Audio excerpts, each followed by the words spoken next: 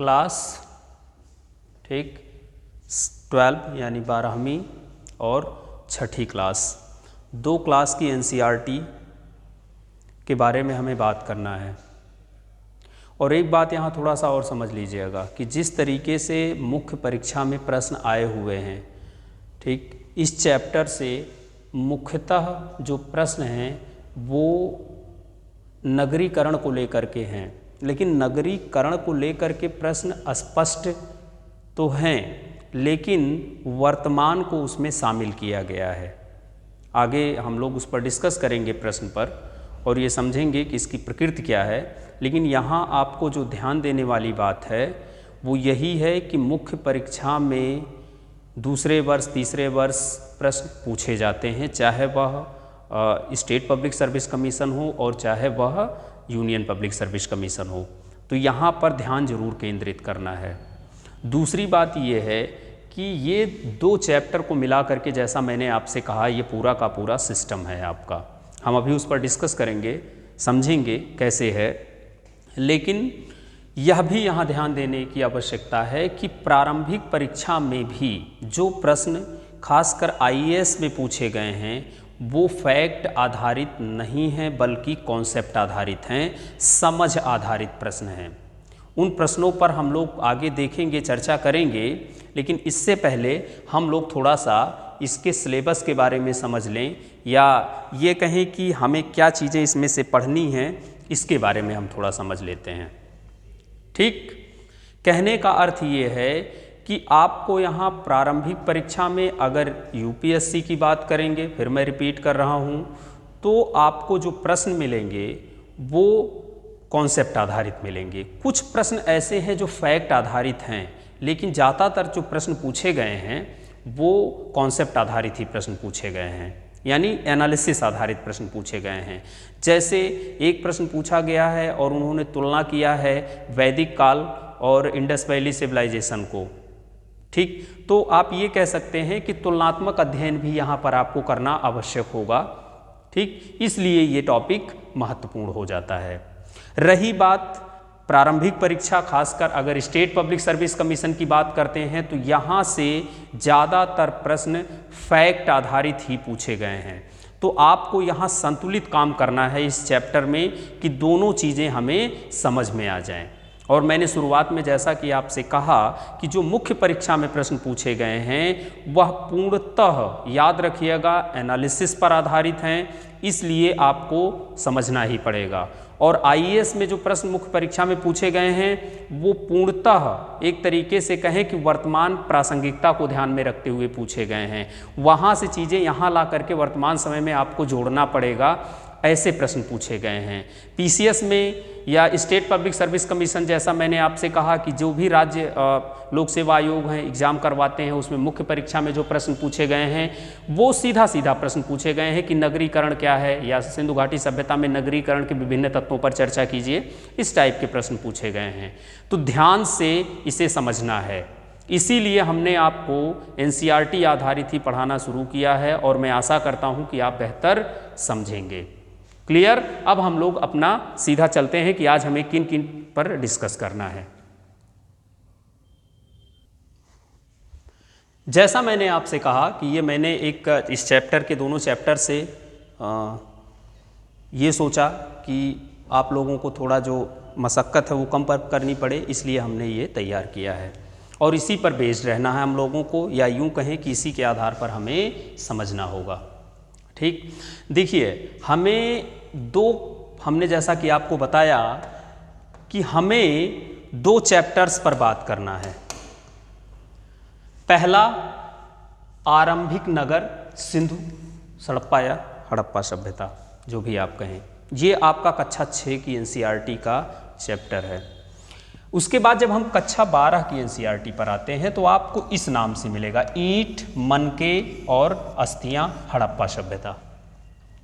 आपको पढ़ना वही है, पूरी तरीके से वही पढ़ना है, लेकिन है क्या, क्योंकि यह जो किताब लिखा गया है यह उस एज ग्रुप के बच्चे को ध्यान में रखते हुए लिखा गया है। भाई आज आप जो है 20 साल के हो गए हैं, लेकिन इंटर में जो बच्चा पढ़ रहा होगा उतना उसका बौद्धिक विकास नहीं हुआ होता है, इसलिए चीज़ों को तोड़ तोड़ करके जो है इसमें रखा गया है। लेकिन हमें करना क्या है, यही ये चीज़ समझनी है कि जो चीज़ें तोड़ करके रखी गई हैं उसको हमें एक सीक्वेंस से बैठा करके इसका अध्ययन कर लेना है।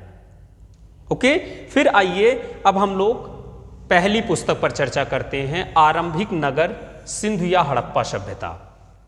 इसमें आपको 3-4 प्रश्न मुख्य रूप से मिलेंगे, क्योंकि इसमें हड़प्पा सभ्यता के बारे में उतना ज़्यादा डीप नहीं बताया है, सिर्फ बता दिया गया है कि आरंभिक नगर, यानी आप ये कह सकते हैं कि भारतीय उपमहाद्वीप में जो आरंभिक नगर हमें दिखाई देता है उसकी शुरुआत हड़प्पा सभ्यता या सिंधु घाटी सभ्यता से होती है।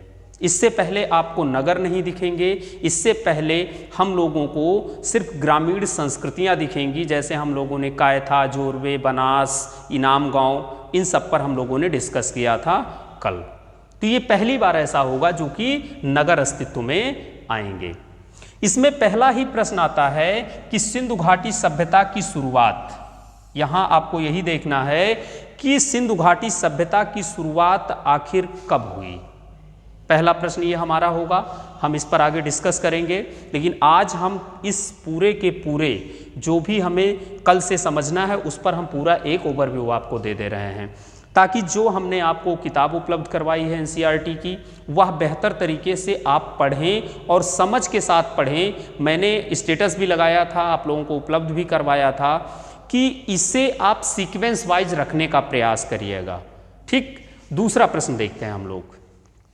दूसरा प्रश्न यह है, सीधा सीधा कक्षा 6 की एनसीईआरटी कह देती है कि सिंधु घाटी सभ्यता की विशेषता क्या है।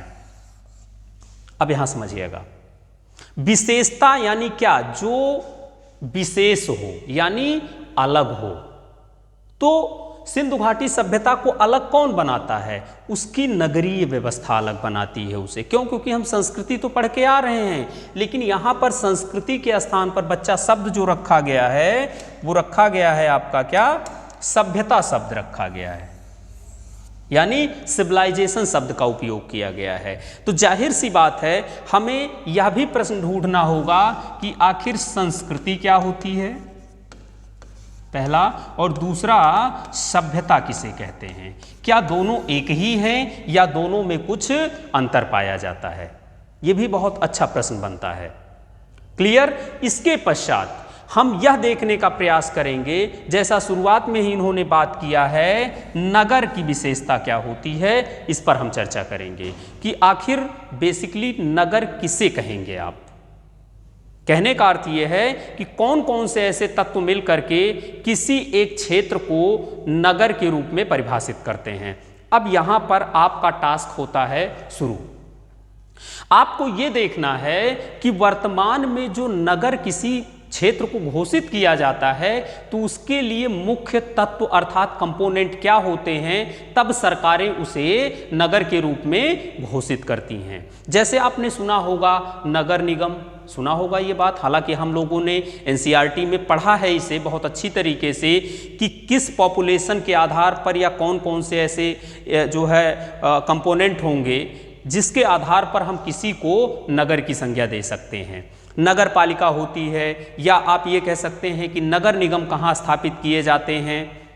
क्लियर? तो ये जिसने पढ़ा होगा वो यहाँ से अपना गणित लगा लेगा। इसीलिए कहा जाता है ना कि एनसीईआरटी आपको एक समझ देती है, लेकिन समझ कहाँ कोई चाहता है, बस फैक्ट आपने पढ़ लिया, नौकरी मिल गई। नौकरी के लिए कभी मत पढ़िए, ज्ञान के लिए पढ़िए, नॉलेज के लिए पढ़िए। नौकरी तो अपने आप मिलनी है, जब आपके पास जानकारी ही रहेगी तो नौकरी तो मिलेगी ही मिलेगी भाई। ओके, फिर मैंने जैसा आपसे कहा कि नगर के तत्व हम लोग डिस्कस करेंगे कि आखिर नगर के तत्व क्या क्या होते हैं, और वर्तमान से जोड़ करके इसे देखना है, क्योंकि यूपीएससी ने जब भी प्रश्न पूछा है, याद रहे, वर्तमान को ध्यान में रखते हुए पूछा है। इसके पश्चात हमारा जो अगला प्रश्न है वो ये है कि आखिर फेयांस क्या है। मतलब ये आप कह सकते हैं कि ये कोई तकनीक से बनाई गई या तकनीकी से बनाई गई कुछ मटेरियल होगा जिसका नाम फेयांस रखा गया है। क्लियर? इसके पश्चात जो हमारा अगला प्रश्न है वो है कि कच्चा माल आखिर किससे कहते हैं। ध्यान में रखिएगा, कितना अच्छा आपको गाइड कर रही है एनसीईआरटी। ठीक, नॉर्मल शब्दों में बोल देंगे हाँ ये चीजें हैं कच्चा माल, नहीं, कुछ उसके कंपोनेंट होते होंगे ना। तो आखिर कंपोनेंट क्या है, इस पर हम लोग डिस्कस करेंगे और समझेंगे। इसके पश्चात देखिए अगला जो हमारा होगा वो है कि हड़प्पा सभ्यता का अंत कैसे हुआ। क्लियर? तो कहने का मतलब यह है कि यहां पर आपको कक्षा 6 की एनसीईआरटी में यही कुछ मुख्य आपको प्रश्न मिलेंगे। प्रश्न अर्थात ये कि इस पर हमें डिस्कस करना है। लेकिन यहां एक बात जरूर आप ध्यान में रखिएगा और गौर करिएगा। आपको ये चीज ध्यान में रखना है यहां पर कि जो भी चीजें यहां दी हुई हैं, ठीक, जैसे विशेषता, आगे चल करके इसी शब्द को हम क्या करेंगे, थोड़ा सा और विस्तार दे देंगे। विशेषता को विस्तार दे दिए, सिंधु घाटी की सारी चीजें उसमें समाहित हो गई। इसके पश्चात जब नगर की हम बात करेंगे तो जाहिर सी बात है हम ये देखेंगे कि नगर के तत्व कौन कौन से होते हैं, हम समझेंगे। ठीक, कहने का अर्थ है कि ये जो आपके पूरे के पूरे प्रश्न दिए हैं, इसी को इंटर की जो एनसीईआरटी है उसमें और विस्तार दिया गया है और कुछ नहीं किया गया है। ऐसा नहीं है कि कुछ नई चीज मंगल से ला करके रख दिया गया, नहीं, सिर्फ और सिर्फ क्या किया गया है, उसे विस्तारित किया गया है। तो कैसे विस्तारित किया गया है, आइए अब हम उसको देखते हैं। अब देखिए यहां पर आपको जो मैंने कहा 12वीं की किताब है, ईंट मनके तथा अस्थियां हड़प्पा सभ्यता। अब एक एक तरीके से इसे यहां समझाने का प्रयास एनसीईआरटी आपको करती है। अब देखिए वो क्या समझाने का प्रयास कर रहे हैं एनसीईआरटी, ये देखिए। पहला है कि आखिर आरंभ कैसे होता है इसकी, हम लोगों ने शुरुआत में उसको देखा। हम लोगों ने यह देखा कि हड़प्पा सभ्यता का आरंभ एक तरीके से, कि शुरुआत हड़प्पा सभ्यता की कैसे होती है। ठीक, दूसरा क्वेश्चन क्या है, निर्वाह का उनका तरीका क्या था, अर्थात वो अपना जो जीवन जीते थे उनमें कौन कौन से तत्व शामिल थे। जैसे यहां इन्होंने कह दिया है कृषि प्रौद्योगिकी, तो याद रहे कृषि प्रौद्योगिकी में सिर्फ और सिर्फ एक ही एस्पेक्ट नहीं, एग्रीकल्चर नहीं यूज किया जाता है, बल्कि उससे जुड़े हुए सारे एस्पेक्ट यूज किए जाते हैं। जैसे उदाहरण के लिए आज अगर आपसे पूछा जाए कि कृषि क्षेत्र में, या आप ये कहें कि प्राथमिक क्षेत्र, जैसे आप कोई अर्थव्यवस्था है तो उसे 3 सेक्टर में बांटा जाता है, प्राथमिक, द्वितीयक और तृतीयक। तृतीयक होता है आपका सेवा क्षेत्र, इकोनॉमिक्स में आप लोगों ने पढ़ा होगा। द्वितीयक होता है जिसे आप इंडस्ट्री कहते हैं या उद्योग कहते हैं, और प्राथमिक होता है एग्रीकल्चर। क्यों? क्योंकि भारत जो है वह कृषि प्रधान अर्थव्यवस्था है, अर्थात आप ये कह सकते हैं कि भारत में ज़्यादा से ज़्यादा लोग जो नियोजित हैं अर्थात काम करते हैं वो किससे जुड़े हुए हैं, एग्रीकल्चर से जुड़े हुए हैं। तो जाहिर सी बात है, अब जैसे मछली पालन, पशुपालन, ये सब क्या है, ये एग्रीकल्चर का एक पार्ट है। मैं आपको क्यों ये बता रहा हूं, क्योंकि यहीं से आपको दिमाग खर्च करते हुए आगे जाना है। ये आपकी रिस्पॉन्सिबिलिटी बनती है और आप हमसे पूछें, यह एक और बड़ी रिस्पॉन्सिबिलिटी है। नेक्स्ट आइए जरा आगे देखते हैं। अगला है बच्चा, इन्होंने ये कहा कि ये तो चलिए ठीक है, सब कुछ सही है, व्यवस्था है, अच्छी चल रही है। फिर इन्होंने मोहनजोदड़ो एक नियोजित शहर केंद्र के रूप में इन्होंने एक सिटी का नाम लिया है, याद रखिएगा। ओनली मोहनजोदड़ो के बारे में इन्होंने कहा है और बताया है, और इस किताब में आपको मोहनजोदड़ो से संदर्भ में सारी चीजें दी हुई हैं। लेकिन ऐसा नहीं है कि हमें जो नियोजित शहर के रूप में दिखता है वो सिर्फ मोहनजोदड़ो दिखता है। बहुत सारी सिटीज हैं जिसको हम आगे चल करके डिस्कस करेंगे, जितनी भी साइटें हैं सब, यानी इसका हमें क्या कर देना है, विस्तार कर देना है। नेक्स्ट, नालों का निर्माण, गृह स्थापत्य, दुर्ग, ये क्या होते हैं, एक तरीके से कंपोनेंट हैं नगर के। यही चीज आगे और समझना है। अगला देखिए क्या आता है, अगला प्रश्न क्या होगा हमारा। अगला है कि सामाजिक विभिन्नताओं का अवलोकन आपको करना है, अर्थात कहने का यहां मतलब यह हो रहा है कि जो सिंधु घाटी सभ्यता में समाज है वह किस तरीके से विभाजित है। ठीक भाई, कोई भी एक, जैसे वर्तमान समय में कोई एक जो है ले लीजिए, नगर ले लीजिए, तो नगर में सिर्फ शासन करने वाला होगा और शासित होंगे, तो ऐसा तो चल नहीं सकता है कि शासक होगा और आम जनता होगी। ठीक, उसमें शिल्प काम करने वाले होंगे, भाई कुछ लोग ऐसे होंगे जो क्या बनाते होंगे, मान लेते हैं झाड़ू बनाते हों, मान लेते हैं वो क्या कहते हैं राइस मिल उन्होंने लगाया हो, एग्रीकल्चर, आटा चक्की चलाते हों। यानी एक ही सिटी में आप देखोगे कई तरीके के काम होते हैं। तो जाहिर सी बात है कि यहाँ भी अलग अलग काम को करने वाले बच्चा लोग रहे होंगे, अर्थात सिंधु घाटी सभ्यता में भी हर व्यक्ति का अपना कार्य विभाजन रहा होगा।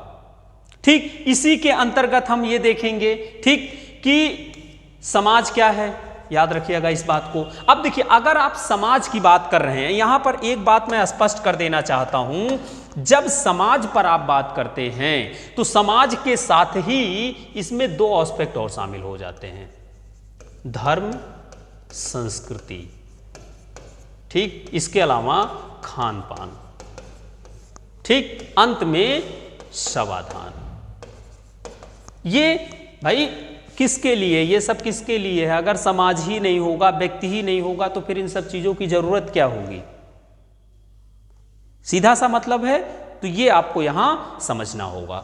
अगला इन्होंने कहा कि समाधान, तो हमने जैसा आपको बता दिया कि समाधान की स्थिति। इसके पश्चात एक बात यहां और समझ लीजिएगा, इन्होंने कहा है विलासिता वस्तुओं की खोज। तो देखिए, विलासी वस्तु कौन उपयोग करेगा? जिसके पास पैसा होगा। भाई हर व्यक्ति तो नहीं जो है डायमंड की रिंग पहन सकता है ना। और एक चीज है कि क्या जो विलासिता वाली वस्तुएं हैं वो भारत में ही थी या मिलती थी, या उसे विदेशों से आयात किया जाता था, अर्थात इंपोर्ट किया जाता था। अब देखिए, अगर ऐसी स्थिति आएगी तो याद रखिएगा, फिर आपको एक्सटर्नल और इंटरनल दोनों ट्रेड, अर्थात आंतरिक और बाह्य व्यापार के बारे में जानकारी मिल जाएगी, जो कि इंडस वैली सिविलाइजेशन में आगे दिखेगी। अगला देखिए हम लोग, फिर देखिए शिल्प उत्पादन के विषय में जानकारी।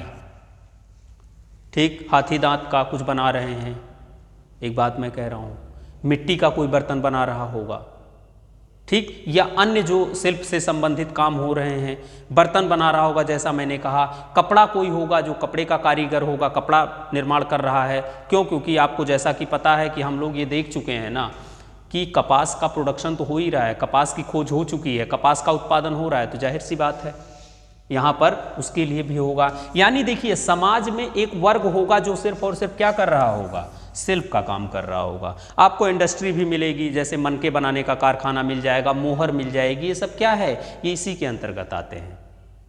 क्लियर? नेक्स्ट आइए देखते हैं हम लोग, अगला हमारा जो है, अगला है उत्पादन केंद्रों की पहचान। अब देखिए भाई, जो चीज उत्पादन हो रहा है वो कहीं अलग अलग क्षेत्र में तो हो ही रहा होगा, एक ही जगह पर सारी वस्तुओं का उत्पादन नहीं हो सकता है। जैसे मैं एक एग्जांपल दे रहा हूं आपको, देखिए, इसे मेरा समझाने का एक ही अर्थ है, मैं बार बार कहता हूं कि इस स्ट्रेटजी से पढ़िए कि सोते हुए भी कोई चीज बताए तो वो दिमाग में रह जाए, क्योंकि सिर्फ और सिर्फ प्रारंभिक परीक्षा नहीं उत्तीर्ण करना है।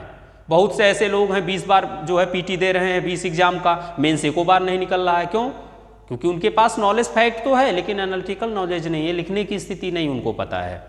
क्लियर? तो कहने का मतलब यह है कि यहां पर आपको यह समझना है कि आखिर जो उत्पादन के केंद्र थे, अर्थात कोई सिटीज रही होंगी, जैसा मैंने आपसे कहा कि वहां पर किसी विशेष वस्तु का उत्पादन होता रहा होगा। ठीक, वो सिटी कौन होगी, इसको हमें समझना है। अगला, माल प्राप्त करने वाली नीतियां क्या थी? भाई ये भी तो है ना कि जो भी आप देखेंगे कि वस्तुएं हैं भाई किसी भी देश में, जैसे भारत का उदाहरण ले लीजिए, भारत में पेट्रोल सरप्लस प्रोडक्शन नहीं होता है। सरप्लस तो बात ही छोड़ दीजिए, हम लोग लगभग 70 से 80% जो पेट्रोल है या क्रूड ऑयल है वो विदेशों से आयात करते हैं। हम लोग अभी क्या बात कर रहे हैं कि जैसे ही आप देख रहे हैं रूस और यूक्रेन का वार छिड़ा हुआ है, ठीक, जाहिर सी बात है इसका प्रभाव भारत पर पड़ेगा। क्यों? क्योंकि जैसे ही क्रूड ऑयल का रेट अंतर्राष्ट्रीय मार्केट में बढ़ेगा, अब जैसे मान लेते हैं $110 हो गया है पर बैरल, ठीक। तो अब जैसे वहां बढ़ेगा उसी तरीके से जो है भारत में भी बढ़ेगा। क्यों? क्योंकि हम आयात कर रहे हैं ना। तो यहां ये कह रहे हैं कि माल प्राप्त करने संबंधी क्या नीतियां थी, अर्थात आप ये कह सकते हैं वस्तु विनिमय था, या आप पैसे दे करके उस चीज को परचेज कर रहे हैं। वस्तु विनिमय का मतलब ये हो रहा है कि मैं आपको क्या दूंगा, ये पेन दूंगा, तब हमें आप कॉपी दोगे। या फिर आप ये कहें जैसे ग्रामीण एरिया में चले जाइए, वहाँ पर आप 1 किलो गेहूं दे दीजिए, पता लगा 2 किलो 3 किलो सब्जी आपको मिल रही है। तो बार्टर सिस्टम, मतलब आप कुछ दे रहे हैं, कुछ वहाँ से ले रहे हैं। ऐसी नीति थी या कुछ और था, इस पर हम लोग डिस्कस करेंगे। इसके अतिरिक्त उपमहाद्वीप तथा उससे आगे आने वाला माल, मतलब ये कह रहे हैं कि जो इंडियन सब कॉन्टिनेंट से ही ये लोग आयात करते थे या इससे बाहर से भी ये लोग आयात करते थे कुछ चीजें। यानी जैसा मैंने शुरू में आपसे कहा कि आयात निर्यात की चीजें यहां पर उपलब्ध हैं। आगे सुदूर क्षेत्रों से संपर्क। भाई सुदूर क्षेत्रों से संपर्क तभी तो है क्योंकि आप क्या कर रहे हैं, कहीं किसी देश से आप कोई माल मंगा रहे हैं, भेज रहे हैं, तो जाहिर सी बात है अगर भारत और यूएई दोनों क्या हैं, बिजनेस पार्टनर हैं, तो कुछ चीजें हम मंगाएंगे, वो कुछ चीजें हमसे बोलेंगे, तो जाहिर सी बात है एक तरीके का वहां पर रिलेशन बन जाएगा। तो ये हो गया। इसके अलावा अब देखिए टेक्नोलॉजी में क्या चीज़ है, जैसे देखिए मोहरे हैं तो इनको बनाने के लिए कुछ होगा, ठीक, किस तरीके से मोहरे हैं और उनका मुद्रांकन किया गया है। एक रहस्यमयी लिपि, रहस्यमयी लिपि का मतलब यह है बच्चा कि अभी इंडस वैली सिविलाइजेशन की जो लिपि है हम उसको पढ़ ही नहीं पाए हैं, तो जाहिर सी बात है वो रहस्यमयी तो हो गई ना, डिकोड ही नहीं किया जा सका। इसीलिए कहा जाता है कि ये जो सभ्यता है इसके बारे में हमें जानकारी का हमारे पास एक ही स्रोत है, वो भी आर्कियोलॉजी डिपार्टमेंट, और कुछ है ही नहीं हमारे पास। पुरातत्व जो चीज़ हमें बताएगा हम उसी के आधार पर काम करेंगे, या कुछ चीज़ें जो वहाँ से मिल रही हैं। अगला है प्राचीन जो है सत्ता, किस तरीके से है वहाँ पर शासन व्यवस्था था उसको आपको देखना है, यानी पॉलिटिकल सिस्टम किस तरीके का वहाँ रहा होगा ये देखना है। सभ्यता का आखिर अंत कैसे हुआ, ये देखिए यहाँ पर लास्ट वाला ऑप्शन, हड़प्पा सभ्यता का अंत कैसे हुआ। कुल मिलाकर के करना वही है, बस ये है सिस्टमैटिक। आगे देखते हैं हम लोग थोड़ा सा, अब आइए जरा एक बात और समझिएगा यहां पर, हड़प्पा सभ्यता की खोज। अब देखिए जब आप हड़प्पा सभ्यता की खोज, इन्होंने नीचे एकदम लाइन में रखा है जो एनसीईआरटी है कि आखिर हड़प्पा सभ्यता अस्तित्व में आई कैसे। शुरुआत वाले कक्षा 6 की एनसीईआरटी में पहले ही उन्होंने बता दिया कि हड़प्पा सभ्यता 2000 साल पहले आई, 4000 साल पहले आई, वो एक अलग मुद्दा है, ठीक। 150 साल पहले इसके बारे में जानकारी हमें मिली, वो भी एक अलग मुद्दा है। 80 साल पहले उसको खोजा गया या उसका उत्खनन किया गया, ये भी आपको पता है। कहने का मतलब ये है। इसके अलावा एक नवीन प्राचीन सभ्यता, फिर नई तकनीकों का प्रश्न, मतलब टेक्नोलॉजी यहाँ यूज हो रही है। क्यों टेक्नोलॉजी यूज हो रही है? क्योंकि याद रखिएगा अभी तक हम लोगों ने क्या पढ़ा है, कौन सी धातु हमें प्राप्त हो चुकी है, कौन सी धातु प्राप्त हुई है भाई, क्यों बच्चों, तांबा। लेकिन यहां पर आपको कांसा भी दिखाई देगा, जबकि कांसा स्वतंत्र अवस्था में तो पाया नहीं जाता। यानी क्या है, किसी न किसी तकनीक से उसका मिश्रण सिंधु घाटी की सभ्यता के लोगों ने करना सीख लिया था, तभी तो एक नई धातु आई अस्तित्व में, नहीं तो कहाँ थी, कोई धातु ही नहीं। सिर्फ जो है आप तांबा लेकर के चले। तांबा क्या होता है, बहुत ज़्यादा फ्लेक्सिबल होता है, आप उससे वेपन्स उतना अच्छा नहीं बना सकते हैं, खेती के लिए औजार नहीं बना सकते हैं, इसलिए कोई एक ऐसी धातु उसमें मिलाई जाए जिससे वो क्या हो जाए, थोड़ा सा हार्ड हो जाए।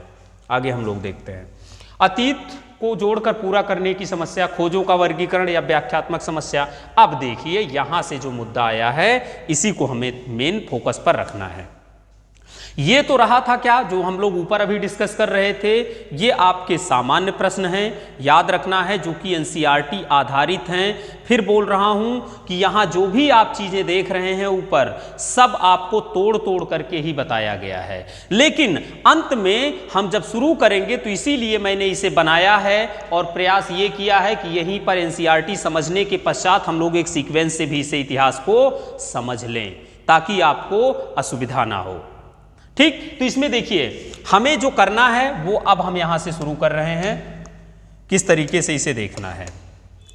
यहां देखिए सिंधु घाटी सभ्यता की खोज, उन्होंने क्या किया था, सबसे लास्ट में डाला था। लेकिन याद रहे हम यहाँ क्या कर रहे हैं, विस्तृत अध्ययन और क्रम के अनुसार, यानी स्टेप बाय स्टेप हम अब इसका अध्ययन करेंगे, जो कि आपको सामान्य किताबों में मिलेगा। ठीक, दूसरी बात आती है कि सिंधु सभ्यता की तिथि, जैसे अभी एनसीईआरटी जो है आपकी क्या कहते हैं 6 वाली, उसमें उन्होंने दिया है कि 2000 वर्ष पूर्व, लेकिन यहाँ पर आपको पूरा कंफर्म हो जाएगा तिथि कि कब से कब तक ये सभ्यता अपने अस्तित्व में रहती है।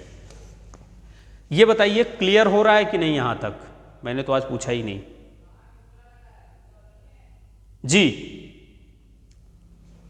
ठीक, अब आइए थोड़ा सा और देख लेते हैं क्या स्थिति है इसकी।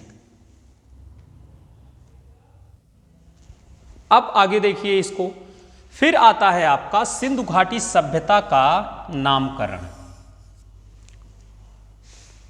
आखिर सिंधु घाटी सभ्यता जो है, इसे सिंधु घाटी सभ्यता क्यों कहा गया, हड़प्पा सभ्यता क्यों कहा गया, प्रथम नगरीय सभ्यता क्यों कहा गया, कांस्य युगीन सभ्यता क्यों कहा गया?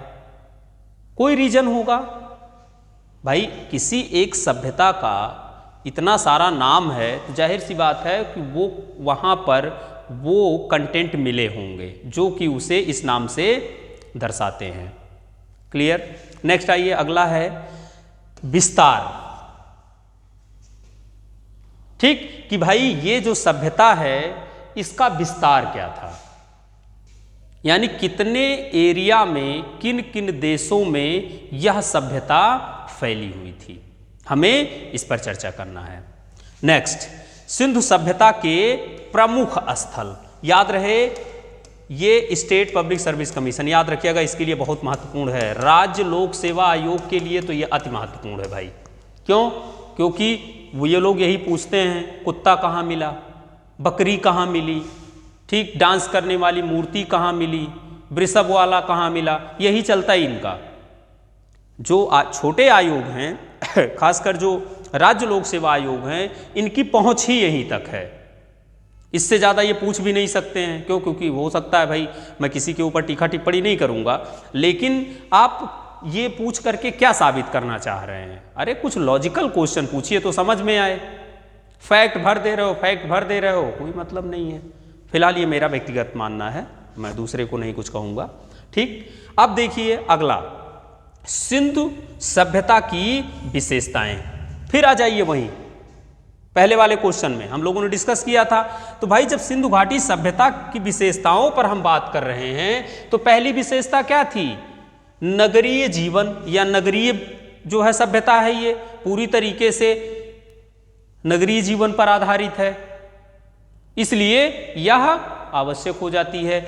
इसको, ये जो सेंटेंस है, याद रखना बच्चा, इसके एक एक पॉइंट को दिमाग में रखे रहिएगा, क्योंकि ये मेंस के लिए बहुत महत्वपूर्ण है। मेरा इसे समझाने का मतलब ये, देखिए एक गाइड, मैं इसीलिए तो हमेशा कहता हूं मैं टीचर नहीं हूं, मैं आपके लिए गाइड हूं। मेरा काम है कि जो ट्रेंड चल रहा है ट्रेंड पर ही आपसे मैं बात करूं और वही चीज बताऊं जो आवश्यक हो। ठीक, जैसा मैंने अभी आपसे क्या कहा कि यहां जो इससे पहले वाला था, कुत्ता, बिल्ली, मुर्गा, हाथी, घोड़ा जो है, ठीक, कहां से मिला, ये स्टेट पब्लिक सर्विस कमीशन खूब पूछते हैं। यूपीएससी इस टाइप के क्वेश्चन नहीं पूछता है, एकाध कभी पुराने जमाने में पूछता था, वर्तमान समय में सिर्फ एनालिसिस बेस्ड क्वेश्चन पूछ रहे हैं, टेक्नोलॉजी बेस्ड क्वेश्चन पूछ रहे हैं। ठीक, अगला देखिए, ये बहुत आवश्यक है, याद रहे। क्लियर? इसके पश्चात सामाजिक व्यवस्था, सोशल एस्पेक्ट जो है इंडस वैली सिविलाइजेशन का, वो भी बहुत महत्वपूर्ण हो जाता है। अब देखिए यूपी पीसीएस ने यहां से प्रश्न पूछा है, याद रहे, मेंस में धार्मिक जीवन से। ठीक, आईएएस ने क्या किया है, धार्मिक जीवन से जो क्वेश्चन पूछा है बच्चा, वो पूरी तरीके से किस पर आधारित था? एनालिसिस बेस्ड है। आप उसे क्वेश्चन देखिएगा, अभी मैं भेज दूंगा, क्योंकि मैंने कहा ना कि आप लोग तो मेहनत करने वाले नहीं हो। ठीक, मेरा काम है मेहनत करना, तो मैं तो करूंगा ही। तो आगे इसको देखिए, जैसा मैंने आपसे कहा कि धार्मिक जीवन, तो धार्मिक जीवन में यूपी पीसीएस में यहां से एक प्रश्न मुख्य परीक्षा में पूछा गया है। ठीक है, कि सिंधु घाटी सभ्यता का जो धार्मिक जीवन था वो किस तरीके से था। ठीक, तो इसे जरूर ध्यान में रखना है, ये पूरा का पूरा। ठीक, क्योंकि ये जो है ये आपका ये 1 2 और 3, ठीक, चाहे वह पूर्ण समाधिकरण हो, चाहे आंशिक समाधिकरण हो, चाहे दाह संस्कार हो, चाहे अंत्येष्टि संस्कार में ये तीनों आती हैं। अब देखिए इससे जुड़ा हुआ मुद्दा आपका कहाँ है, कक्षा 12 की एनसीईआरटी में हम लोग समाधिकरण या समाधान पढ़ के आ रहे हैं, उसको यहाँ डिस्क्राइब करना है। ठीक, कि आखिर पूर्ण समाधिकरण क्या है, आंशिक समाधिकरण क्या है, या दाह संस्कार किसे कहा जाता है। ये 3 विधियां प्रचलन में थी सिंधु घाटी सभ्यता में। ठीक, इसके अलावा कुछ जगह पर और कुछ चीजें दिखाई देती हैं, वो क्या है हम उस पर डिस्कस करेंगे। अब एक बात और समझिए, पूजा पद्धति की जब बात करते हैं तो पूजा पद्धति का यहाँ अर्थ ये हो रहा है बच्चा कि देखिए आपको स्वास्तिक का चिन्ह दिखाई देगा इंडस वैली सिविलाइजेशन में, सांप यानी नाग के पूजा की सिविलाइजेशन, सूर्य पूजा के लिए, वृक्ष के लिए, पानी के लिए यानी जल पूजा का भी जो है प्रावधान था। तो कई तरीके से आपको यहाँ पर पूजा की पद्धति सिंधु घाटी सभ्यता में दिखाई देगी। देखिए ये जो मैं बोल रहा हूँ ना, इसका फायदा आपको मुख्य परीक्षा में मिलेगा, याद रखिएगा इस बात को, क्योंकि जब मुख्य परीक्षा आप देते हो ना तो आपको किताबी चीज़ें नहीं जल्दी समझ में आती हैं, जो लेक्चर हुए होते हैं ना वहीं से कुछ चीज़ें निकल करके आ जाती हैं। लिखना कितना है, मैं ये कह रहा हूँ पूजा पद्धति के बारे में इन्होंने आपसे 150 वर्ड्स कह दिया लिखने के लिए, तो जितना अभी 5-6 चीज़ हम लोगों ने यहाँ पर समझा सुना, इतने में तो 50 शब्द हो गए। बिगनिंग तो आप करोगे ही करोगे 4-6-10 शब्दों में। ये है तरीका, याद रखिएगा कि सब कुछ नहीं याद रहता है, आपको पॉइंट टू पॉइंट नहीं याद हो पाएगा। या तो फिर आप विवेकानंद हो जाएं तो नहीं कह सकते हैं भाई, हो सकता है कोई इसमें से हो विवेकानंद, तो नहीं कहा जा सकता है। ठीक, लेकिन फिलहाल हमें नहीं भाई, मैं अपना इंडिविजुअल बता रहा हूँ, पूरा का पूरा सिस्टमेटिक नहीं याद रहता है, लेकिन हाँ एक लॉजिक रहता है कि इस आधार पर इस क्वेश्चन को फ्रेम करना है। क्लियर, आगे देखिए आप जरा।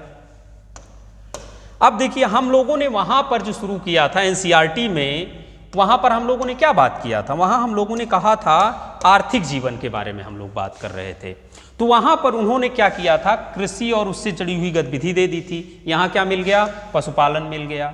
इसके पास पशुपालन में आ गया तो आप इसमें पूरा डिफाइन कर सकते हैं कि किस तरीके से उनका पशुपालन का जो है तरीका था, या वो पशुओं को पालते थे, पशुओं का उपयोग कहाँ कहाँ वो कर सकते थे, ये हम लोग समझ चुके हैं कल ही। लेकिन उसका और व्यापक स्तर पर प्रयोग आपको यहाँ पर दिखाई देगा। इसके अलावा हम लोग बात कर रहे थे ना सिल्क उद्योग, इस पर भी हम बात करेंगे। तो याद रखिएगा ये जो थोड़ा सा गलत हो गया है, ये शिल्प है, शिल्प उद्योग की बात करेंगे। फिर वाणिज्य, व्यापार और वाणिज्य, वही चीज कि हमारे संबंध मेसोपोटामिया से थे या नहीं थे। अब देखिए प्रश्न यहीं फंसेगा, मुख्य परीक्षा में क्या आएगा, वो तुलनात्मक अध्ययन करने के लिए आपसे कह सकते हैं, क्योंकि समकालीन सभ्यताएं हैं ना, जैसे मिस्र की सभ्यता है, मेसोपोटामिया की सभ्यता है, ये इंडस वैली सिविलाइजेशन की समकालीन सभ्यताओं में से एक होती है। इसे आप कक्षा 11 की जो एनसीईआरटी है इतिहास की, पहला चैप्टर इसी पर बेस्ड ही है, आप उसको पढ़ेंगे, मैं भेज दूंगा तो आपको क्लियर हो जाएगा कि किस तरीके से समकालीन सभ्यताएं रही हैं। तो एनालिसिस बेस्ड हो सकता है, कभी पूछ लें वो। ठीक, इसके पश्चात क्योंकि देखिए इसलिए जो है एनालिसिस हो जाता है ना, क्योंकि कुछ चीजें, क्योंकि अभी हम लोग बात कर रहे थे ना वैदेशिक संबंध, ऊपर हम लोगों ने एनसीईआरटी पढ़ा है, देखा है उसमें कि भाई भारत और जिस देश से भारत सामान मंगा रहा है उसकी स्थिति क्या है, तो वहां पर भी धार्मिक जीवन होगा, सामाजिक जीवन होगा, या अन्य सारी सुख सुविधाएं होंगी। ठीक, जब आप इसके उद्भव के बारे में पढ़ोगे तो बहुत से ऐसे इतिहासकार हैं, उन्होंने ये कहा है कि ये उपनिवेश था इंडस वैली सिविलाइजेशन। तुलना इसीलिए करना पड़ जाता है और कोई दूसरा मुद्दा नहीं है तुलना करने के लिए। जैसे यहाँ मैं आपको उपनिवेश का यहाँ एक तोड़ बता दे रहा हूँ, बाद में उस पर डिस्कस करेंगे। कि जैसे मान लेते हैं कि तुलना आप कैसे कर पाएंगे, जो मेसोपोटामिया में है, सुमेरिया में है, सभ्यताओं में जो कंपोनेंट दिखते हैं नगरीकरण के, वही इंडस वैली में दिखें भाई, तब तो मानोगे ना। अब ये बताइए कटता कहाँ है कि उपनिवेश नहीं था। पहले आप जहां पर निवास कर रहे हैं अपना घर फर्श करवाओगे कि जो दोस्त है जहाँ पर तुम शासन कर रहे हो उसका घर फर्श करवाओगे। पहले तो अपना ही पैसा खर्च करोगे ना, फर्श करवा लो भाई, पहला आप अपने घर को ही तो जो है ढंग का बनाओगे ना। तो ये चीज़ें काट देती हैं, वहाँ पर वो चीज़ दिखाई नहीं देती, यहाँ पर वो चीज़ दिखाई देती है। ठीक, बाकी आगे जब हम उसको पढ़ेंगे उद्भव उसका, तो हम उसको क्लियर करते चलेंगे, परेशान होने की जरूरत नहीं है। आगे देखिए, इसके बाद सिंधु सभ्यता की कला, अब यहाँ पर शुरुआत हो रही है। मोस्ट इंपॉर्टेंट है यूपीएससी के लिए, याद रखिएगा ये, ध्यान दीजिएगा इस पर, क्योंकि यहां से, क्योंकि जो इनका वे है क्वेश्चन पूछने का कला से रिलेटेड, वो भैया सीधा सीधा पूछ लेते हैं कला को लेकर के। मुख्य परीक्षा में पूछा भी गया है एक प्रश्न इस टाइप का, ठीक, कि जो तकनीकी है, जो तकनीक के रूप में प्रयोग की जा रही है जो है प्राचीन भारत में, वो किस तरीके से। तो आप अगर कला को देखोगे या लिखोगे कला के बारे में, तो बच्चा सिंधु घाटी सभ्यता से ही आपको शुरुआत करनी पड़ेगी, और आपके पास कोई विकल्प नहीं है भाई। और बीच से कहाँ से शुरुआत कर दोगे, क्योंकि ओरिजिन तो यहीं से हो रही है ना, इसके बाद वो चीज़ें आपको और ज़्यादा स्तर पर दिखाई दे रही हैं, तो इसलिए ये बहुत महत्वपूर्ण हो जाता है। आगे आप देखिए जरा, इसमें जैसे सिंधु लिपि है, इसके संदर्भ में पूरा आपको समझना है। प्रस्तर मूर्तियां हैं, अब देखिए प्रस्तर मूर्तियां, धातु मूर्तियां, मोहरें, ताम्रपट्टी और मृदभांड, ठीक, ये क्या हैं? ये अलग अलग तकनीकों के माध्यम से सबका निर्माण किया जा रहा है। कोई एक टेक्नोलॉजी नहीं है कि एक ही तरीके, अगर एक टेक्नोलॉजी होती तो एक ही तरीके के, फिर इसको डिफाइन क्यों किया जाता। इसका मतलब क्या हो रहा है कि वो लोग प्रस्तर मूर्तियों का निर्माण कर रहे हैं, धातु को मूर्ति है उसका, प्रस्तर मूर्ति मतलब पत्थर की मूर्तियां भी आपको दिखेंगी, ठीक, धातु की मूर्ति भी है, मोहरें हैं, मोहरों को बनाने के लिए कोई सांचे की आवश्यकता हुई होगी, उसमें कुछ टेक्नोलॉजी यूज की गई होगी। जैसे वर्तमान समय में अब जैसे ईंटे को बनाया जाता है, आप देखे होंगे, ठीक, तो ईंटे को बनाने के लिए या कोई भी, जैसे मान लेते हैं मिट्टी के यहाँ, कुम्हार के यहाँ आप जाइए तो उसका एक सांचा होता है, तो सांचा होता है, सांचे का उपयोग किया गया, याद रखिएगा। सांचे में मिट्टी पकड़े ना, इसके लिए कोई ना कोई वहां पर तत्व या कुछ न कुछ उसमें डाला जाता रहा होगा कि वो चिपके ना भाई। तो ये टेक्नोलॉजी ही तो है भाई, टेक्नोलॉजी से ही आप आगे बढ़ रहे हैं, और उसी को वो पूछते हैं हमेशा। इसके अतिरिक्त ताम्रपट्टी है, मृदभांड है, अर्थात मिट्टी के बर्तनों की भी आपको यहां अधिकता मिलेगी। भाई अगर मातृ देवी की मूर्ति मिली, याद रखिएगा, मदर गॉडेस की मूर्ति अगर मिल रही है तो उसको किसी सांचे में बनाया गया होगा ना, बिना सांचे का कोई प्रश्न ही नहीं उठता है कि मूर्ति आप बना ले जाइए, नहीं बना पाएंगे, ठीक। इसके पश्चात लास्ट में हमारा जो आएगा वो है सिंधु घाटी सभ्यता का पतन, अर्थात सिंधु घाटी सभ्यता कोलैप्स कर गई, फिर आप वैदिक पीरियड में प्रवेश करेंगे। यहां से कहीं भी किसी को जो समझाया है हमने पूरा सिलेबस कि हमें किस तरीके से पढ़ना है, किसी को असुविधा हुई हो तो वह अब पूछ सकता है।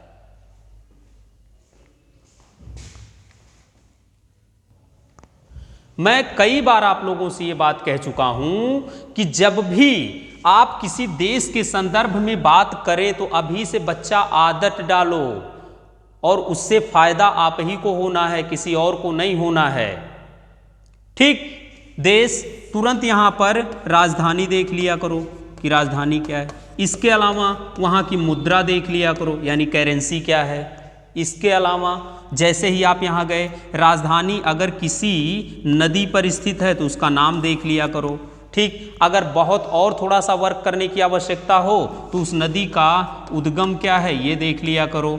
अगर वहाँ पर कोई मोनूमेंट्स है या किसी अंतर्राष्ट्रीय संस्था का मुख्यालय है तो उसको अंडरलाइन कर लिया करो, और उस के बारे में थोड़ा सा जानकारी रख लिया करो।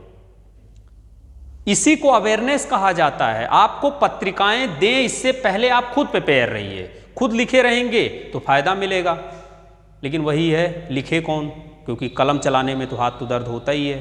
तो याद रखना कि अगर कलम चलाने में हाथ दर्द हो रहा है तो पैसा भी गिनने में हाथ दर्द होता है। तो ये फिर अपेक्षा ना रखना कि कलम नहीं चलाओगे तो पैसा नहीं होगा। अगला देखिए, इसके बाद हम लोग बात करेंगे इंडियन ओशियन रिम, इसको ध्यान में रखना है, इसको जरा बताइएगा हमें क्या है ये इंडियन ओशन रिम। ये क्या है, इसको आप बताएंगे। ठीक, एक चीज और, आप हमें कुछ मत करिएगा, यूरोप महाद्वीप,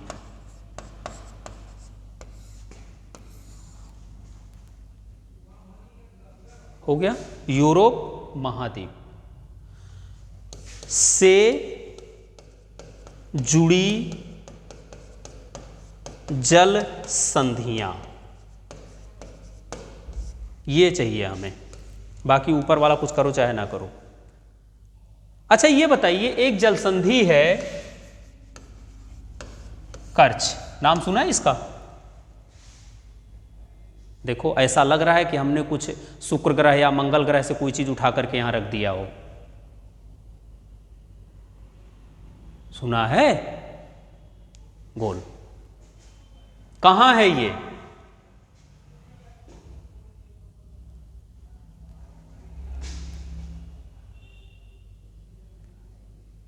बुझनी ना बुझाया करो, एग्जैक्ट लोकेशन ध्यान में रहे।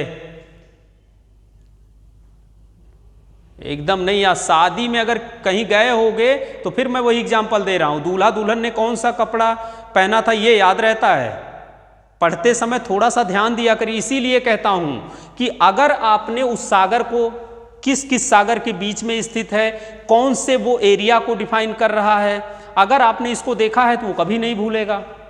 और इसकी हम बात कर रहे हैं, आजकल तो चर्चे में पूरी तरीके से है ये बेचारा, लेकिन गायब। रोज वही पढ़ रहे हैं, रोज यूक्रेन चल रहा है, लेकिन वही कहीं होगा घूम फिर करके, काम खत्म, ढूंढो कहां है ये। तो ये सब गलत है ना। क्वेश्चन यहीं से पूछें, और फिर रिपीट कर दे रहा हूं, जितने लोग चाहे यूपीएससी दे रहे हों, चाहे वो स्टेट पब्लिक सर्विस कमीशन दे रहे हों, और चाहे वो कोई भी एग्जाम दे रहे हों, ये जो पूरा का पूरा है आपका एरिया, रूस और पश्चिमी यूरोप के देश, नीचे जो खाड़ी और सागर झील, ये, इसके अलावा गल्फ कंट्रीज, यानी कौन, भूमध्य सागर के जुड़े हुए बाल्कन जो देश हैं। याद रखिएगा, 2 क्वेश्चन मिलना तय है, पहले ही बता दे रहा हूं। और ये मैं नहीं, आप पुराने पेपर उठा के देख लीजिए, हर दूसरे वर्ष यहां से प्रश्न मिल रहा है, चाहे वो झील पूछ ले रहे हैं, ठीक, चाहे वो कोई पर्वत पूछ ले रहे हैं, चाहे वह कोई जलसंधि पूछ ले रहे हैं, कुछ न कुछ वो पूछते जरूर हैं। क्यों? क्योंकि यहाँ ये ऐसा क्षेत्र है ना, नीचे वाला, ये सब जो हैं ये हमेशा हलचल में ही रहते हैं भाई, कोई ना कोई घटना यहाँ घटित होती ही रहती है, इसलिए ये इंपॉर्टेंट हो जाते हैं। अब पता लग रहा है सारी घटनाएं घट रही हैं यहां, और पढ़े डाल रहे हो न्यूजीलैंड, क्या मतलब है उसका? थोड़ा सा इस पर ध्यान दो ना। इसीलिए बार बार मैं कहता हूं कि करंट के क्वेश्चन हो, चाहे वो ज्योग्राफी हो, चाहे जो भी सेगमेंट से प्रश्न आते हों, उनके नेचर को एक बार देख लीजिए कि आखिर घुमा फिरा के वहीं क्यों जा रहे हैं वो। लेकिन ये तो होगा नहीं, क्यों? क्योंकि टाइम कहाँ है, लेकिन करना पड़ेगा। तो ये चीजें हमें चाहिए। और फिर रिपीट कर रहा हूं कि इसे व्यवस्थित कोटा मत पूरा करिएगा कि नहीं हाँ दे देना है।